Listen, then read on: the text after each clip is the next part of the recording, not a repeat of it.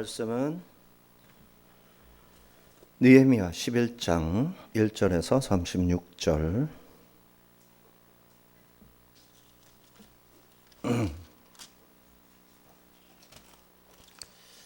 느헤미야 11장 1절에서 36절 한 절씩 교독합니다.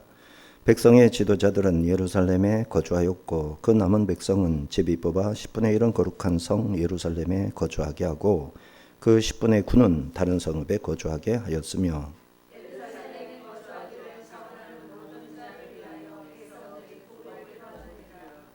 이스라엘과 제사장들과 레위 사람들과 느디딤 사람들과 솔로몬의 신하들의 자손은 유다 여러 성읍에서 각각 자기 성읍 자기 기업에 거주하였느니라. 예루살렘에 거주한 그 지방의 지도자들은 이러하니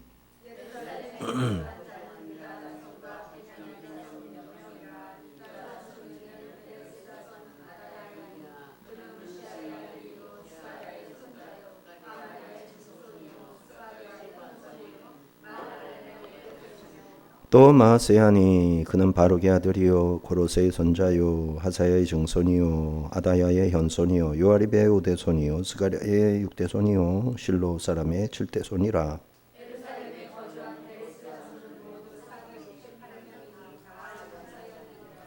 베냐민 자손은 살로이니 그는 무슬람의 아들이요 요엣의 손자요 부다야의 증손이요 골라야의 현손이요 마세의 우대손이요 이디엘의 육대손이요 여사야의 칠대손이며 시그리의 아들 요엘이 그들의 감독이 되었고 하스노아의 아들 유다는 버금이 되어 성읍을 다스렸느니라. 또 하나님의 전을 맡은 자 스라야이니 그는 힐기야의 아들이요 무슬람의 손자요 사독의 증손이요 무라요스의 현손이요 아이두베의 우대손이며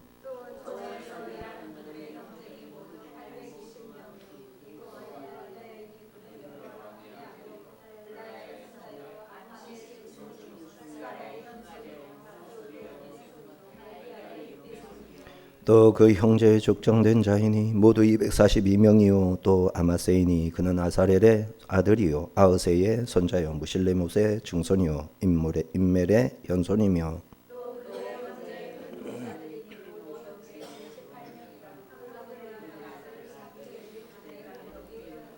레위 사람 중에는 스마야이니 그는 핫숲의 아들이요 아스리감의 손자요 하사베아의 증손이요 분니의 현손이며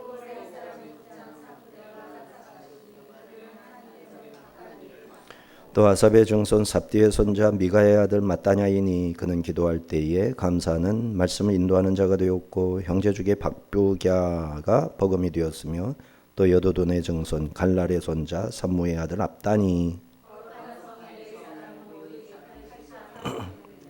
성문지기는 악굽과 달몬과 그 형제이니 모두 172명이며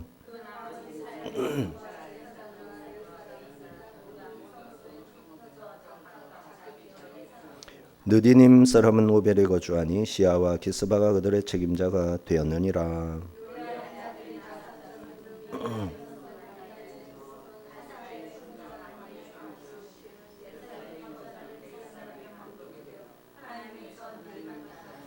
이는 왕의 명령대로 노래하는 자들에게 날마다 할 일을 정해 주었기 때문이며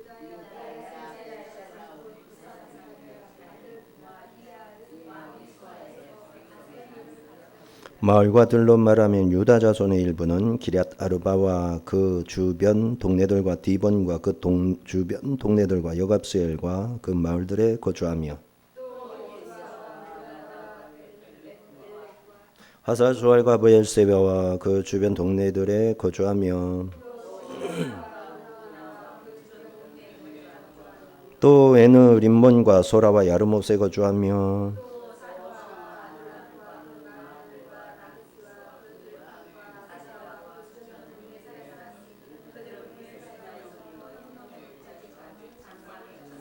또 베냐민 자손은 게바에서부터 믹마스 아야와 베델과 그 주변 동네들에 거주하며 하솔과 라마와 깃다임과 로드와 오노와 장인들의 골짜기에 거주하였으며 유다에 있던 레위 사람의 일부는 베냐민과 합하였느니라. 아멘. 자, 느헤미야서 이제 다 돼갑니다. 13장까지 있죠 아마. 한번 있어보자. 이게 또 확인을 해야지. 13장까지. 기원전 5세기 중반 바벨론에서 귀환한 유대인들이 예루살렘 성벽을 재건하고 성전과 공동체를 사회 시스템을 회복하는 과정을 기록합니다. 오늘 11장은 포로 귀환자들 예루살렘에 집중하지 않고 주변 마을들에 유다와 베냐민에 흩어서 분산해서 정착시키는 그 내용입니다. 그리하여 느헤미야는 이 지명을 그대로 사용합니다. 그러니까 헤브론도 기럇 아르바라고 말할 정도니까요. 이스라엘의 주권 회복을 상징하게 합니다. 당시 예루살렘은 인구 부족과 안전 문제로 잘 기피하는 데지 하나님의 성전이 있다고 해서 막 달려가서 살고 똑같은 게 예루살렘에 가까이 가는 게 불편한 거는 예루살렘 성 자체가 성전을 빼고 나면 이제 그 나머지에서 살아야 되는데 그게 이제 제사장들 눈치 보며 살아야지. 하여튼 이게 편치 않은 거예요. 마음대로 들어눕지도 못할 정도. 그래서 좀 쉬고 싶은데 교회가 가까우면 교회에서 전화 한 번도 안 하는데도 전화 와가지고 오라고 그러면 가야 될 것 같으니까 멀리 가서 집을 얻고 그러잖아요. 자, 비슷한 거예요. 멀리서 살고 싶은 거예요. 너무 가깝게 그 안에 들어가서는 살고 싶지 않은 거예요. 제비를 뽑아서 다 10분의 1 들어가서 살게 합니다. 유다 자손은 남부의 브엘세바를 중심으로 해서 흰놈의 아들 골짜기까지, 베냐민 자손은 기드론 골짜기에서부터 사마리아까지 이렇게 북부 게바 중심으로 나누어 설계합니다. 자, 1, 2절 제비 뽑는 내용 1, 2절입니다. 백성의 지도자들은 예루살렘에 거주하였고 그 남은 백성은 제비 뽑아 10분의 1은 거룩한 성 예루살렘에서 거주하게 하고 10분의 9는 다른 성읍에 거주하게 하였으며 예루살렘에 거주하기를 자원하는 모든 자를 위하여 백성들이 복을 빌었느니라. 근데도 자원하는 자가 있는 거예요.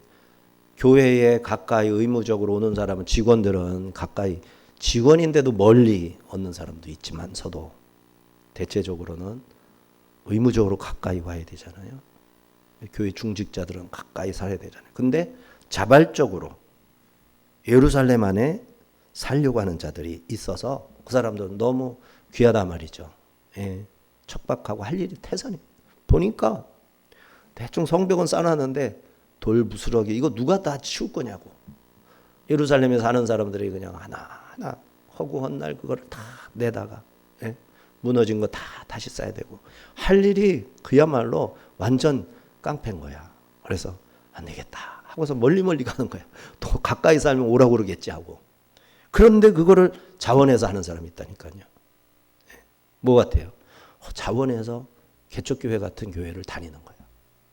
큰 교회 가면 얼마나 편안하겠냐고. 근데 작은 교회 가서 11조 안에 목사님이 눈을 쭉 눈치 뵌단 말이야. 주일 성수 다 그냥 전부 다 CCTV야 CCTV 딱 2개씩 달고 있어. 근데도 자원하는 마음으로 교회를 나오는 거예요. 그런 사람이 있는 거예요. 왜 그럴까요? 그만큼 하나님을 사모하니까. 하나님이 좋고 다윗처럼 주의 집에 거하는 것이 좋사오니 참새도 성전에서 집을 짓고 거하잖아요. 그러니까 저는 성전의 문지기로 있는 것이 좋사오니. 문지기로 민주기가 아니라 문지기로 있는 것이 좋사오니. 그렇죠. 저도 경험이 있어요. 신학을 하기 전에 장로님이 중학교 때 담임 선생님인데 이 집사 우리 왕장로님이 장로가 되어서 여기까지는 사찰을 하셨는데 이 집사가 와서 사무원 교회 사무원을 해달라고. 그래서 저는 장로님 그러고서는 기도했죠. 근데 이 말씀들이 생각나는 거예요. 주의 집에 문지기로 있는 게 좋사오니 참새도 성전에서 집을 얻나이다. 이런 말씀이 생각나니까 내 아멘 해야 되겠어요? 노멘 해야 되겠어요? 그 말씀이 생각나면 해야 되는 거잖아요. 생각이 곰곰이 생각나. 진짜 성전을 좋아하거든요, 제가. 그래서 그러겠다고 그렇게 했는데 A종교 목사님이 부르더니 안 된다고. 사모하지 말라고. 그래가지고 이제 그때 다시 장로님께 전화해서 그랬더니 장로님이 아쉬워하시더라고요. 네. 교회에 믿을 만한 사람을 두기가 쉽지 않으니까. 네. 교회에서 굳은 일, 힘든 일 마다하지 않고 기쁨으로 할 만한 사람. 저는 시간만 나면 교회 가서 장로님하고 같이 교회 청소해 가. 의자 정렬하고. 시간만 나면 그냥 쫓아가. 왜 그렇게 달려가는지. 그래서 장로님이랑 엄청 친하죠. 네. 늘상. 그러니까 그런 거를 교회에 다 아는 거잖아요. 새벽 예배 다 나오고, 수요 예배, 금요 예배, 철야 예배가 금요일이죠. 그리고 주일 오전 오후 주일학교 예배, 청년 예배, 남성교가 된다면 남성교 예배, 예배가 맨날 있으니까 그걸 다 참석하니 그 딱 적격이죠. 근데 목사님이 왜 하지 말라고 그랬는지. 그러고 나서 몇 년 안 돼서 신학을 하게 됐죠. 목사님은 나중을 생각하셨던 것 같아요. 거룩한 성 예루살렘에 거주하는 것은 신앙적 헌신이자 희생을 의미했습니다. 왜냐하면 당시 예루살렘은 외적으로 위험이 많고 경제적 이익이 적은 곳이기에 성 안에 거주한다 하는 것은 하나님 나라를 위해 자신과 가족의 안위를 기꺼이 내놓고 헌신하는 결단이었던 것이죠. 모든 이스라엘 백성이 믿기에 예루살렘은 하나님이 임재해 계시는 성읍입니다. 따라서 이에 어울리게 평화를 누리며 복된 삶을 살아가는 주민들이 있어야 되죠. 예. 그 힘들다고 막 인상 찌푸리고 힘들어 죽겠네. 예. 아이고 대박이야. 이걸 다 해야 돼. 대박이야. 이런 거 있으면 어떡하냐고. 예. 와 대박이야. 이걸 또 할 수 있네. 야 다행이다. 어저께 다 했으면 큰일 날 뻔했네. 이러면서 또 하고 이래야지. 기쁨으로. 자 이렇게 주민은 적고 할 일은 많고 많은 어려움이 산재에 있었던 겁니다. 그리하여 결단의 예식이 끝나고 실질적인 헌신의 사람들이 나타납니다.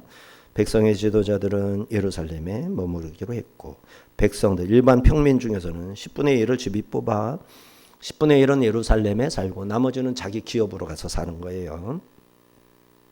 그래서 예루살렘에 사는 사람들은 성전 예배를 회복하는데 예루살렘을 지키는데 이제 헌신해서 살아야 되는 거죠. 비로소 예루살렘에도 이스라엘의 중심 도시요 도성으로서의 역할을 수행하도록 섬길 시민을 얻게 된 겁니다. 이에 백성의 지도자들과 많은 이스라엘 백성들이 헌신했고 그 헌신한 사람들이 기특하다고 모두가 복을 빌어 준 거예요. 제비뽑기는 공동체가 하나님의 뜻을 찾아야 할 때 사람의 욕심이나 또 태만 나 안 할래 이런 거 개입하지 못하도록 하는 게 제비뽑기예요. 제비를 뽑으면서 하나님께 맡기면 하나님이 제비뽑기에 자기 뜻을 이렇게 이루어 주시는 거예요. 그래서 사람 뜻은 차단되고 하나님의 마음대로 공평하게 일을 나누어서 할 수 있게 됩니다. 단 그 사람을 어떤 사람을 죽이냐 살리냐 제비 뽑자 우리 제비 뽑아가지고 동그라미 나오면 살리고 X자 나오면 그냥 죽여버리자 이런 거는 제비 뽑는 게 아니죠. 살인이죠. 살인. 한편 백성들 중에는 제비 뽑기와 상관없이 자원하여 예루살렘에 거주하려는 사람도 있었고 나머지 백성들이 복을 빌어 주었다. 공동체가 하나님의 뜻을 따라 이를 결정하고 따르며 자원하는 마음을 존중하고 복을 빌어주는 태도가 너무너무 귀합니다. 자 이제 3절에서 24절 예루살렘 안에 거주한 유다 베냐민 지파의 대표 가문 제사장, 레위인, 문지기, 느디님 사람 다양한 역할을 맡은 이들의 명단이 여기 기록되는 거예요. 3절 이스라엘과 제사장들과 레위 사람들과 느디님 사람들과 솔로몬의 신하들의 자손은 유다 여러 성읍에서 각각 자기 성읍 자기 거주에 거주하였느니라. 예루살렘에 거주한 그 지방의 지도자들은 이러하니 참 솔로몬의 신복들까지도 예루살렘에 정착했죠. 열왕기상 9장에 나오는 아모리 사람과 헷 사람, 히윗 사람과 여붓 사람들이 솔로몬 때 종으로 삼았어요. 그래서 이 사람들이 느디님 사람하고 비슷한 거죠.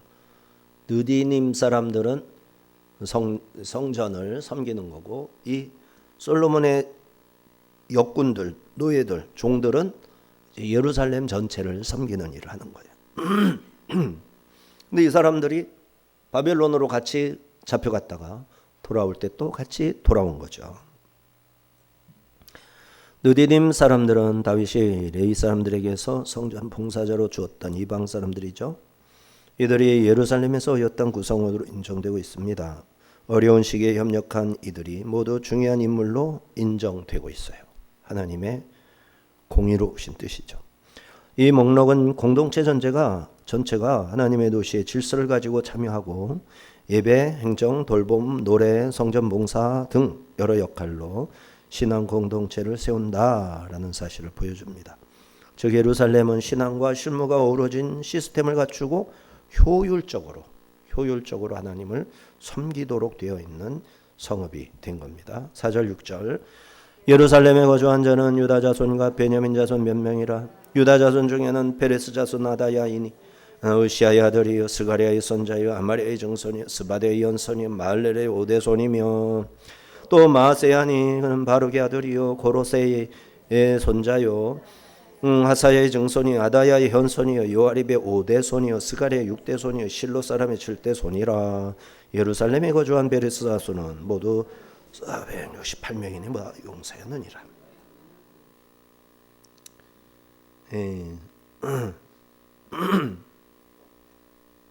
유다 자손 468명. 이 사람들이 예루살렘을 방어하는 군인, 파수꾼 이런 일을 하겠죠. 그러면서 예루살렘의 상거래 중요한 어떤 물품들을 멀리 가서 쪼달에다가 예루살렘의 주민들이 사서 쓸 수 있도록 이런 일도 해야 되겠죠.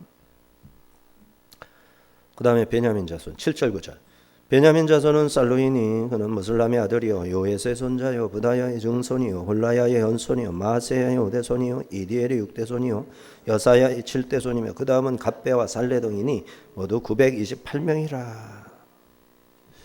시그리의 아들 요엘이 그들의 감독이 되었고 하스노아의 아들 유다는 버금이 되어 성읍을 다스렸느니라. 928명. 요엘과 유다가 감독과 부관장을 맡아 행정 구조를 맡았어요. 그 다음에 제사장들 명단은 10절에서 14절 시작. 제사장 중에는 요아립의 아들 여다야의 야긴이며 또 하나님의 전을 맡은 자 스라야이니 그는 일기야의 아들이요 무슬람의 손자요 사독의 증손이요 무라요스의 연손이 아이두베의 오대손이며 또 전에서 일하는 그들의 형제이니 모두 822명이요 또 아다야이니 그는 여로함의 아들이요 블라야의 손자요 암시의 증손이요 스가랴의 현손이요 바스울의 오대손이요 말기야의 육대손이며 또 그 형제의 족장된 자이니 모두 242명이요 또 아마세이니 그는 아사렐의 아들이요 아으세의 손자요 무실레못의 증손이요 임멜의 현손이며 또 그들의 형제이니 큰 용사들이니 모두 128명이라. 하그 올림의 아들 삽디엘이 그들의 감독이 되었느니라. 자, 제사장들의 명단들. 성전 봉사, 예배 질서 회복, 제사장 가문의 제사장들의 수요를 구체적으로 밝혔습니다. 이 사람들이 예루살렘에 사는 거예요. 성전 주변에서 결혼해서 다 사는 거예요. 이는 보록 유한 공동체가 단순히 성벽만 재건한 게 아니라 성전 중심의 신앙 공동체로 이 이스라엘 모든 백성들을 이렇게 신앙 공동체가 되도록 핵심적인 일을 해야 되는 거죠. 자, 중요한 인물은 여다야 야긴 제사장이고 스라야는 대제사장 반열에 있는 자로 하나님의 집을 다스리는 자, 성전 질서와 제사 제도를 감독하는 자 이렇게 표현되어 있어요. 그 밖에 전에서 일하는 형제들이 822명, 아다야와 그의 가문 242명, 아마세와 그의 형제들 128명, 큰 용사들 중에 또 있어서 예루살렘 주민이 되었습니다. 128명은 큰 용사래요. 모두 1192명. 아까 468명이었나? 그리고 지금 1192명. 계산이 빠른 사람은 더해 주십시오. 15절 18절 레위 사람 중에는 스마야인이 그는 합수베 아들이요 아스리감의 손자요 하사베아의 증손이요 분니의 연손이며 또 레위 사람의 족장 삽부대요 요사밭이니 그들은 하나님의 전 막간일을 맡았고 또 아삽의 정손 삽디의 손자 미가의 아들 마따냐이니 그는 기도할 때에 감사하는 말씀을 인도하는 자가 되었고 형제 중에 박부갸가 버금이 되었으며 또 여두둔의 증손 갈랄의 손자 삼무아의 아들 압단이 거룩한 성의 레위 사람은 모두 284명이었느니라. 거기에다가 284명을 보태야 되겠죠. 근데 박부갸가 버금, 박보검인가 봐. 박부갸가 버금. 여기 이걸 줄여가지고 박보검이라고 전. 근데 이 박보검은 정통 기독교가 아니라는 소리를 어디서 들은 것 같은데. 그렇죠? 그런 얘기 있었죠. 참 유명한 건 좋은데 제대로 하나님 믿고 그 잘생긴 얼굴로 예수님 앞에 가면 얼마나 좋을까. 자, 레위 사람은 스마야, 사벳대, 요사밭, 마따냐 284명 예루살렘에서 외적인 일, 찬양 등을 담당하고 아삽 자손의 노래하는 자들의 우두머리도 담당하고 또 19절에서 21절 문지기들 성문지기는 악국과 달몬과 그 형제니 모두 172명이며 그 나머지 이스라엘 백성과 제사장과 레위 사람은 유다 모든 성읍에 흩어져 각각 자기 기업에 살았고 느디님 사람은 오벨의 거주하니 시아와 기스바가 그들의 책임자가 되었느니라. 문지기와 느디님 사람들. 느디님 사람들은 이제 나무 패는 일들, 물 깃는 일들 이런 일들. 그러니까 성전에 물을 길러다가 이렇게 넣어야 됩니다. 커다란 놋대야가 있잖아요. 놋바다. 거기에 물을 갖다 부어야 되는데 얼마나. 그리고 이제 성전 입구에 보면 또 정결례를 하는 돌 항아리에 물을 채워놔야 되거든요. 이런 누가 하느냐 말이에요. 그리고 번제 드릴 때 나무가 있어야 되냐. 그 나무단을 쟁여놔야 될 거 아니야. 이런 것들을 해오는 사람들, 느디님 사람들, 그 밖에 솔로몬의 신하였던 저 강 서편에, 강 동편에 그 암몬 족속, 모압 족속에서 이렇게 편입된 사람들, 그런 사람들이 하는 거죠. 악굽, 달몬 등의 172명이죠.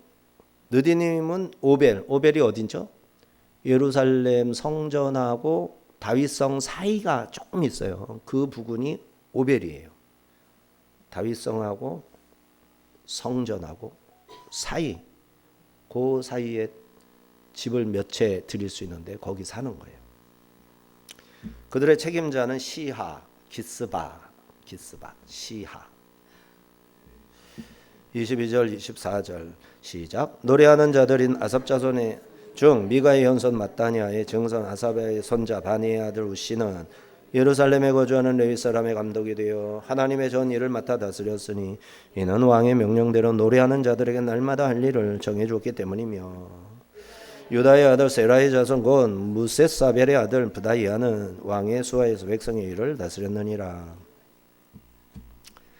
자, 이 레위인들의 감독으로 우시 또 아삽 자손 출신 성가대 지도자가 되겠고 하나님 전 일을 맡아 성전 예배와 찬양을 책임진 것이죠.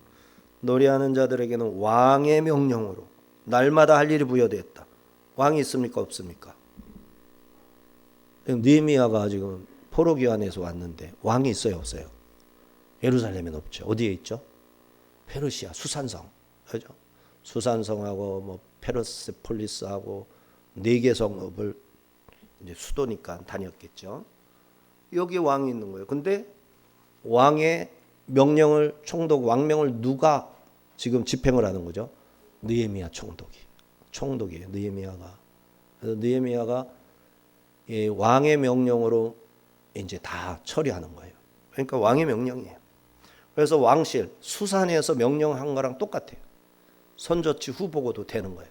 그거를 할 수 사형까지 가능한 거예요. 사람을 죽이는 일 아무나 못 하잖아요. 근데 예수님 당시 로마 시대도 사형 선고는 유대인들이 종교 법정에서 할 수가 없었어요. 오직 사형 선고는 로마 법정 빌라도 총독이 개정한 그 법정에서만 사형 언도를 할 수가 있었어요. 그래서 예수님을 사형시키기 위해서 그렇게 빌라도한테 예수님을 끌고 간 거죠. 그렇게 가서 사형시키라고 그렇게 압박을 했던 겁니다. 다 성경에 나와 있는 구속에 대한 하나님의 미리 예언한 말씀들을 다 성취하기 위해서 이루어진 일이죠. 그래서 지금 하나님이 하시는 일들을 보면 지금 우리나라 똑같은 거예요. 이재명을 누가 세운 거예요? 확실히 하나님이 세운 거예요. 이재명은. 왜? 교회를 정신 차리게 하려고. 한국교회 성도들 정신 차리게 하려고. 그래도 정신 안 차리면 어떻게 하려고? 중국에다가 넘겨버리려고. 예? 근데 중국한테 넘어가겠어요? 하나님이 미국한테 넘기는 거예요. 중국에다 안 넘기고 한국을 미국에다 넘기고. 이유는 뭐예요? 한국 교회가 정신을 안 차렸기 때문에. 뭐가 거짓이고 뭐가 참인지 구별을 안 하고 있기 때문에. 예? 한국 교회가 거짓과 손잡고 있단 말이에요. 거짓은 누군데? 사탄이잖아요. 우상 숭배하고 배금 사상, 황금 만능주의가 교회에 완전히 장악되어 있어요. 그래서 성도들이 전부 배금 사상에 다 물들어 있어요. 우상 숭배예요. 그리고 자기 숭배예요. 하나님을 믿는 것도 뭐의 다른 모습이냐면 자기 숭배하는 가장 효과적인 방법으로 교회에 와서 신앙생활하는 거예요. 예. 그리고 찬양도 자기 만족을 위해서 하고 있어요. 오늘 찬양 다 했죠? 찬송가 예배 시간에 3곡, 준비 찬양 5곡입니까? 불렀죠? 이런 거 부를 때 하나님께 생각을 하면서 부른 사람이 있고, 힘들다. 왜 힘들어? 하나님 생각 안 했기 때문에 힘든 거예요. 예? 힘든 게 감사한 거예요. 내가 있는 힘을 다해서 하나님을 찬송하는 게 감사한 거라고. 노래가 그냥 입만 벌리면 저절로 나와. 이게 찬양이야. 얼마나 좋아? 안 좋아. 왜? 하나님을 찬양하는데 저절로 되는데 뭐가 그게 하나님께 기쁨이 되겠어? 안 나오는 소리를 노력을 하는 거야. 요새 저는 또 목에 또 이게 뭐 사모님이 그 보따리 해놓은 걸 어디다가 감춰놨는지 못 찾아가지고 또 끓이지도 못해가지고 오늘 얼마나 힘든지. 그거 왜 안 끓여줬어요? 끓여줬어야지. 그걸 왜 어디다 쳐놨냐고. 내가 끓일래도 없더라니까. 목 따가워 지금도. 근데 이게 뭘 연다고 그러죠? 경구? 뭐죠? 두경구인가? 뭐죠? 이 뒤에 여는 거, 목구멍 뒤에 이렇게 들어 올리는 거. 이거를 들어 올리라는 거에 또 꽂혔어요. 보니까 맞더라고 그게. 고음을 올리려면 혀 뒤에, 혀 뿌리의 뒤에 이렇게 해서 여기 하면 이거 올라가거든요. 뒤에가 올려가지고 거기를 올려서 노래를 해야 되는 거예요. 그러면 높은 음이 쫙 올라가는 거예요. 근데 웬만한 사람은 이게 성악 발성으로 하면 노래가 되는 거예요. 그러니까 성악은 누구든지 아시죠? 아무나 다 할 수 있는 건 성악이에요. 이론을 배워서 자기 몸에 장착시키면 다 소리가 나오는 거예요. 유행가, 팝 이런 거는 아무나 못해요. 그 감성이 살아나오는 목소리. 허스키한 목소리가 허스키 노래를 부르지 그거는 억지로 안 돼. 그럼 목 다 상하는 거예요. 이렇게 해서 시간 다 보내면 안 되겠죠. 자, 이렇게 성가대, 성전 예배, 찬양 맡아서 하는 거예요. 그런데 왕명으로 하는 거예요. 왕은 페르시아에 있지만 느헤미야가 왕의 명령으로 명령을 해가지고 월급을 다 풍부하게 주는 거예요. 하나님의 일을 하는 사람들에게 아낌없이. 우리 교회도 하나님 일을 하는 사람에게 다 해야 되는데 그게 좀 약하죠. 근데 이제 하나님이 다 갚아주실 거예요. 예수님. 그런데 우시가 왕의 명령대로 노래하는 자에게 날마다 할 일을 정해줬고 부다히아는 왕의 수하에서 백성의 일을 다스렸다 기록하고 있습니다. 레위 사람 우시와 유다 지파의 부다히아. 우시는 레위 사람이고 부다히아는 유다 사람이에요. 이 아닥사스다 왕과 이스라엘 공동체 사이에 행정적 중재자 역할을 했다. 예루살렘에 말하자면 연락하는 예루살렘이 뭐라고 요즘 구청에서 뭐라고 그럴까? 청와대하고 연락하는 어떤 역할을 하는 사람이 있으면 그런 거라고 볼 수 있겠죠. 이는 예루살렘 공동체의 예배가 페르시아 왕의 행정적 지원 아래에 제도적으로 보장되었음을 의미하고, 그렇죠? 왕이 이것을 지원하고 그리고 행정적, 군사적, 재정적으로 페르시아에서 보증을 하고 있잖아요. 한국 교회도 그렇게 돼야 됩니다. 한국 교회. 성도들이 11조를 내고 있지만 독일 같은 경우는 11조를 어디다 내냐면은 교회다 내지 않아요. 11조. 독일은 원천징수예요. 10분의 1을 세금으로 다 걷어가요. 11조예요. 그게. 그럼 그 11조를 국가에서 걷어가지고 이제 교회 직원들 다 월급 주고 신학교 교수들 월급 다 주고 국가에서 주는 거예요. 이게 독일 교회 국가. 그러니까 국가교회인 거예요. 독일은.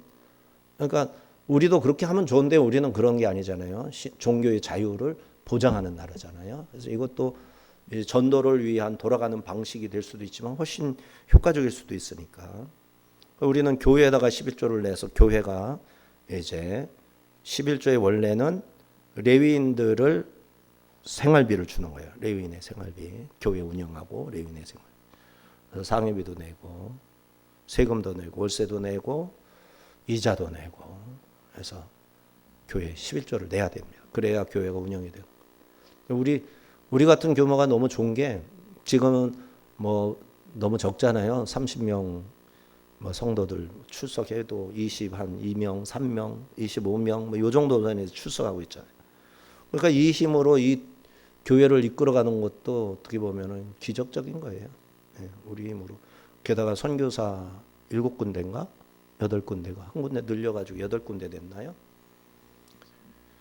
10만 원씩 해서 80만 원씩 각자 각 부서에서 이렇게 만들어서 보내주세요. 어떤 사람은 2군데, 3군데를 보내주고.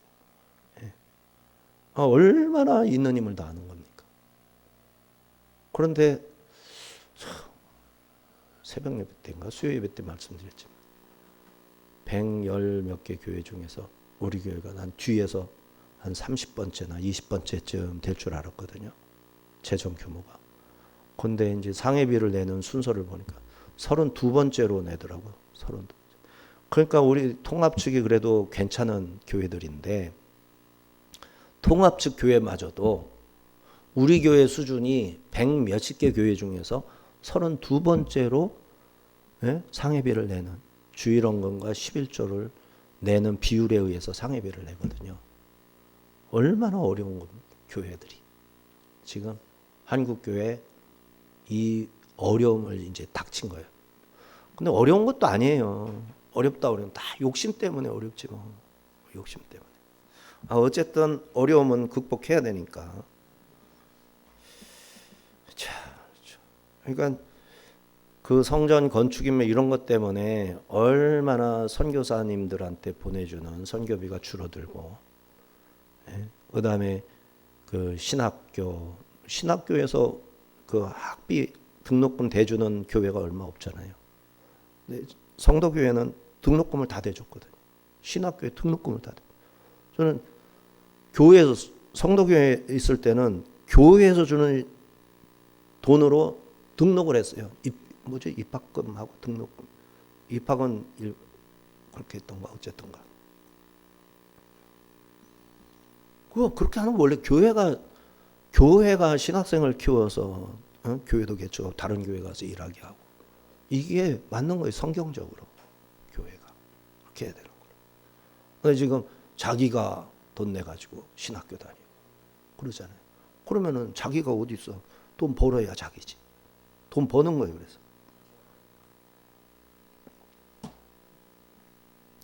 이게 교회가 지금 우리나라가 지금 1886년부터 지금까지 약 141년인지 몇 년 됐는데 아직도 그러고 있어요. 본문에 기록된 명단에 의하면 유다 지파 468명, 베냐민 지파 928명, 제사장감은 1192명, 레위인들 284명, 선문직이 172명, 모두가 3044명, 남자들만. 그러면 이제 부인도 있고 부모님도 있고 아기들도 있으니까 곱하기 5인 가족쯤 된다면 5를 한다면 15,000명에서 약 2만 명 정도. 15,000명에서 2만 명 정도가 예루살렘의 시민으로 살아가고 있는 거죠. 근데 6월절 절기가 되면 막 100만 명이 오고 200만 명이 오고. 예, 절기 때는 전국에서 올라오니까. 이런 헌신자들의 명단은 우리 하나님께서 바로 주님의 제단과 나라를 위해 헌신한 사람들을 정확하게 구체적으로 알고 계신다라는 사실을 보여주죠. 주님 나라를 위해 헌신할 때 그 모든 시간과 삶이 하나님 나라 명부에 기록되는 것임을 알아야 되겠습니다. 그리고 우리 주님께서 이 모든 수고에 놀라운 상과 복으로 반드시 갚아주실 거예요. 이 땅에서 받으려고 하는 사람한테는 이거 뭐야? 내가 하는데 뭐 교회에서 인정받는 것도 이렇게 따지게 되죠. 믿음으로 하지 않은, 믿음으로 하는 사람. 내가 이 땅에서 받으면 하늘나라 가서 받을 게 없어. 그러니까 이 땅에서는 그냥 아니에요. 저는 괜찮아요. 저는 하나님이 주신 은혜로만 살아도 돼. 충분해요. 어려운 사람들 주세요. 이 기본 자세요. 참 신앙인들은. 이게 제대로 믿는 사람들은 하나같이 그렇게 한다고. 하나같이. 그런 것만 봐도 이 사람이 진짜인지 가짜인지 어정쩡한 건지. 예? 근데 어정쩡할 때는 뭐 이럴 수도 있고 저럴 수도 있고. 진짜 믿을 때는 그렇게 되는 거라고. 사양한다고. 저는 견딜만 해요. 더 어려운 사람한테 해주세요. 이러고 살아갈 수 있는 거죠. 우리 그렇게 제대로 한번 믿어봐야죠. 예. 교회에서 뭐 사람 비교해가지고 왜 저 사람한테는 저렇게 대우하고 나한테는 이렇게 하냐고 막 따지고. 그것 때문에 교회들이 얼마나 힘듭니까? 예? 얼마나 힘드냐. 그냥 파국이야, 파국. 교회들이 파국. 어떤 이는 감독이 되고 어떤 이는 버금이 되어 다스리는 일을 했습니다. 하나님 전 바깥 일을 맡기도 하고 기도할 때 말씀을 인도하는 이들도 있었고 문지기로 일하고 느린 일을 맡고 그들의 책임자가 되기도 했습니다. 기도 인도자로 쓰임받는 이 아삽의 자손들은 그런 사람도 있었죠. 삽디의 자손들. 성전의 감독이 되어 하나님의 전 일을 맡아 다스린 이도 있고 어떤 이들은 노래하는 삶을 살고 어떤 이는 백성을 다스리는 일을 했습니다. 하는 일과 역할은 모두 다르지만 각각 부르심을 받은 대로 살면 모두가 한 나라 한 성전의 백성으로 든든히 서는 것입니다. 자, 이제 25, 36절은 예루살렘 바깥의 백성들에 대한 기록들입니다.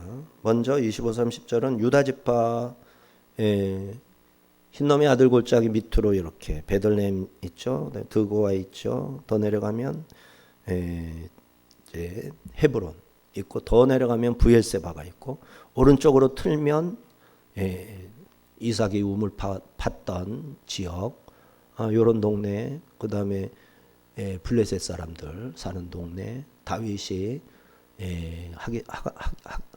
하기스성인가? 다윗이 살았던 성읍, 가족들하고 살았던 성읍, 이런 성읍들이 다 있는 거예요. 거기에 이제 나가서 사는 거.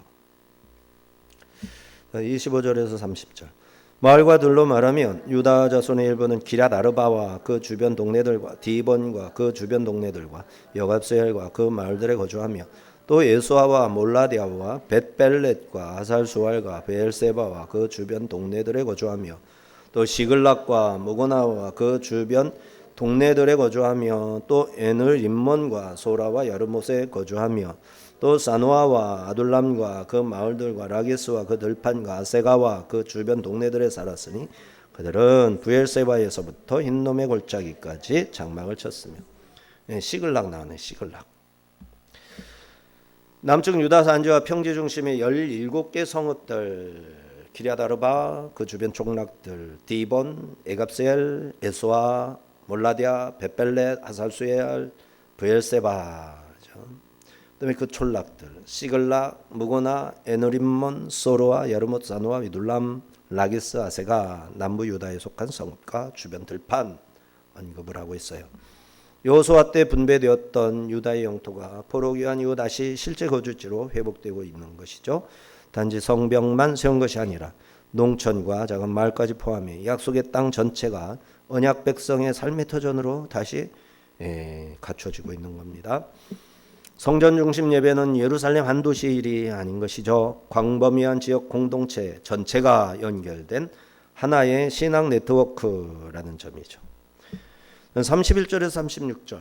또 베냐민 자손은 게바에서부터 믹마스와 아야와 베델과 그 주변 동네들에 거주하며 아나돗과 놉과 아나냐와 하솔과 라마와 깃다임과 하딧과 스보임과 느발랏과 로드와 은호와 장인들의 골짜기에 거주하였으며 유다에 있던 레위 사람의 일부는 베냐민과 합하였느니라.